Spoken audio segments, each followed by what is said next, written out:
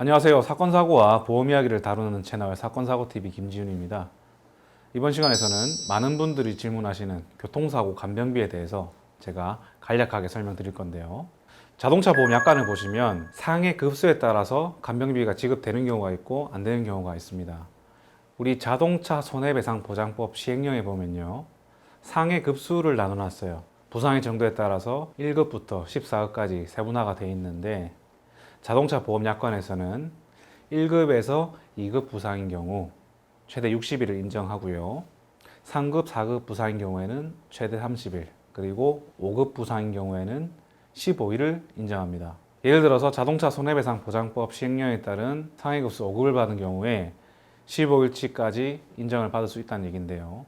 실무상 실제로 15일 이상을 입원하셔야지만 간병비를 지급받으실 수가 있습니다.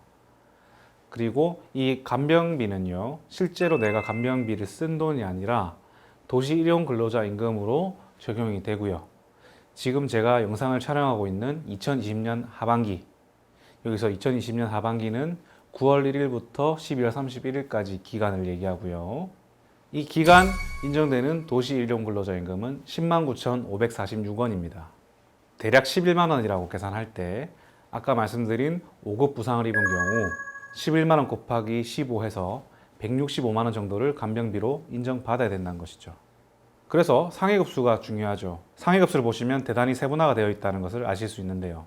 진단명이 100%다 나와 있지는 않습니다. 그렇기 때문에 어떤 항목을 적용하냐, 예를 들어서 5급이냐 4급이냐가 애매할 때 4급을 적용하면 30일치를 인정받을 수 있고 5급일 때는 15일치를 인정받을 수 있지 않습니까? 두 배의 차이가 날 수 있다는 거죠. 5급인 경우에는 165만 원 받을 수 있지만 4급인 경우에는 330만 원 정도 받을 수 있다는 거죠. 그래서 이 상해급수 적용하는 것도 중요한데, 만약에 초지인 진단서에 나왔던 내용으로 5급 상해를 받았다.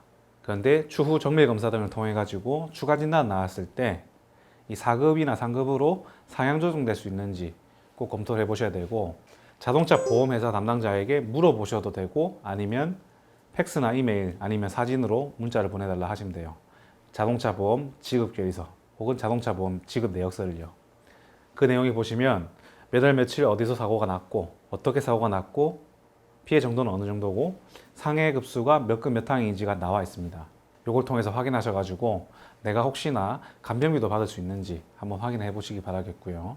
그리고 제가 팁을 한 가지 드리겠습니다. 5급 부상을 입고 15일 입원했을 때 제가 아까 165만 원 정도를 받을 수 있다고 설명을 드렸는데요.